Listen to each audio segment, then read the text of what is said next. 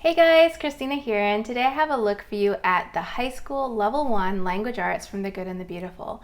If you're new here, we are a homeschool family in Canada with 5 children between the ages of 5 and 14, and my oldest son, who just completed grade 9, finished the high school level 1. So first I'll turn the camera around and give you a look at everything, and then I'll come back and share my thoughts on it. So unlike the younger levels, the high school levels are broken into units instead of actual lessons. So there are 10 units. These are ones I printed myself. From what it looks like on the website, if you purchase the units, they are quite a bit smaller in size. So I just went ahead and I put 1 to 6 plus the course instructions in here. I'll give you a quick look at it. So it talks about the items needed, the course instructions, and I'll show you everything you need in a minute. The art, options for using a planner, the honors path, reading challenge, high school geography and poetry cards, the unit checks, all the information is here. Then it has here the course reading challenge. Now, I went ahead and the way I set this up, I can't remember if it was like this when I printed it, but there's a grading sheet for each unit, and I put each one right at the beginning of each unit, and then there's a general one at the end, which I have at the end of the second book. So I'm just going to kind of show you, this is the dictation, what it looks like.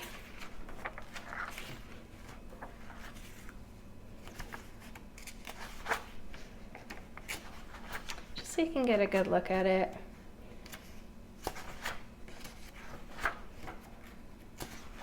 And beautiful artwork. Each unit is set up the same way. At the end, there's this insights journal that they do, as well as an art project. There's a unit like review, and then there's actually a unit test that they do, which I don't have in here. I would give to my son separately. I'll show you some of the artwork at the end, kind of what his looked like. But that's a unit. So I'll quickly just flip through. Isn't this gorgeous? I think it's so pretty. The first 5 units. So you can see what they look like. Again, they're set up in the same way. There's a mix of poetry, writing. There's always that reflection, or I forget the term they use, but the essay they have to write. There's colors. So that's the first book. Sorry, that was my phone ringing. So this is the second book. It's exactly the same as just the units 6 through 10. I just felt it was better to divide them up instead of having one big one for my son to use. That's the final art project.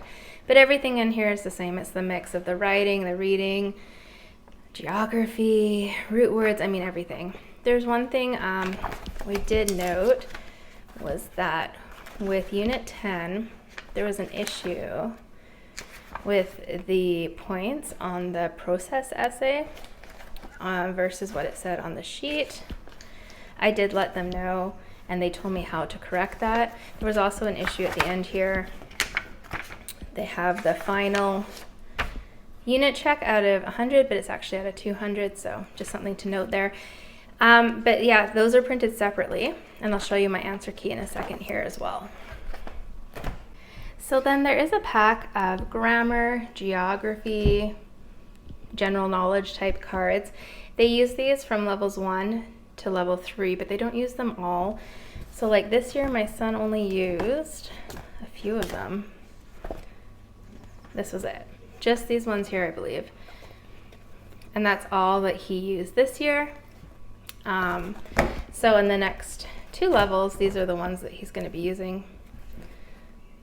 It's Africa, Europe, Asia, South America, Canada, yeah.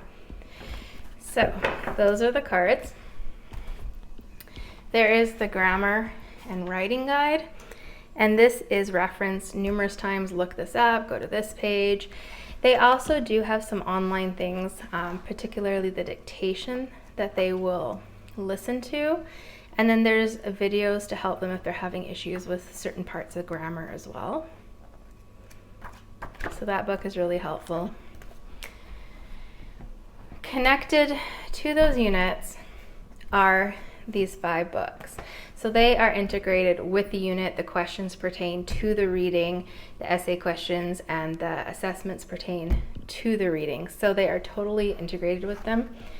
The first one is Patterns on the Wall by Elizabeth Yates. This is a level 8, and these are not in the order that they read them. This is just what I have the order. Into the Unknown by Matthew A. Henson, Jacob Bull, and Bernadine Bailey, I think is how you say that. It's a level 9. The Story of John Leaf Whittier by Francis E. Cook, level 9. Just David by, there's no author on here. Okay, the author is Eleanor H. Porter. Up from Slavery by Booker T. Washington, and this is a level 10 as well. And then finally, the answer key for both the units and for the unit checks, you can download, or they send them to you, I should say, in a PDF form. And I just printed them out. I printed all the unit ones 4 to a page setting. The only thing is they printed the opposite way, so 28, 29, 10, or what's it say, and then 27. It's a little bizarre. I'm not sure why. And then I have my unit checks here. So this is exactly what the unit checks look like, except they filled the answers in. It tells you how to mark them. There's also a video that you can watch explaining how to mark their process or their reflection essays that they do, exactly how many points to give for what. So it's quite detailed on how to mark, and it gives you information if you haven't read the books, because I haven't read any of those books, on how to mark them. So I just printed it and bound these two things separate. So this is like my teacher book, and that works really well for me.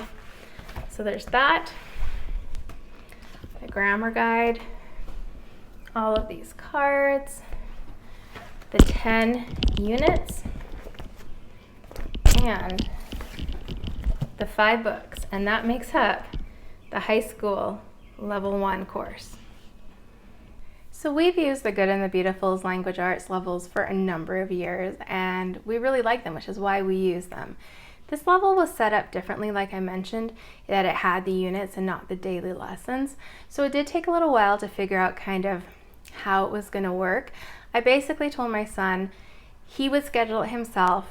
He aimed to do it in about 2 weeks time frame, and he just kind of figured out what he needed to do in order to do it essentially 8 days, because we do 4 days a week, and he took care of it. The literature wasn't his favorite. He said Just David was okay. The others were kind of meh, not really his type of books, but he did feel like he learned a lot about the root words. He definitely learned, I think it was the major rivers of the world, some that I didn't even know. He learned capitals and he learned areas. So it was definitely beneficial in that way.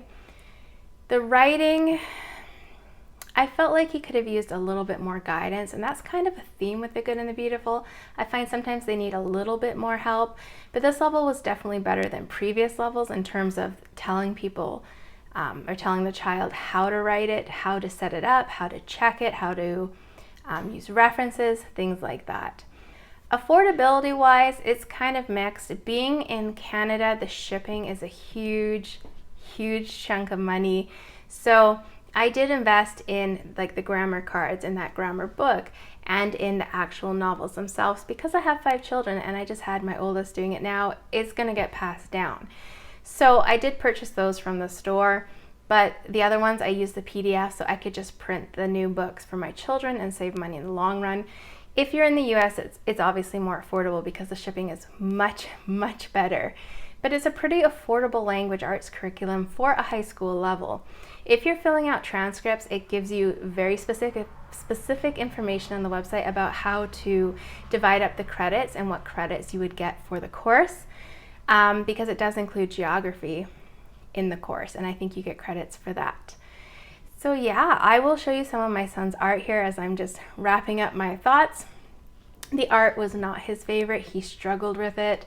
He's a very artistic person, but he prefers other mediums and kind of doing his own thing. So we are going to continue using the high school levels. I think they're a very solid, very thorough program. He's definitely getting prepared if he wants to go to college or if he wants to do any type of entrance tests. I think he's getting the skills he needs for that. If you have any questions, there's something I didn't cover, or you want clarification, leave it in the comment section down below. I'm always happy to answer questions. Otherwise, I hope this finds you having a great day. Take care.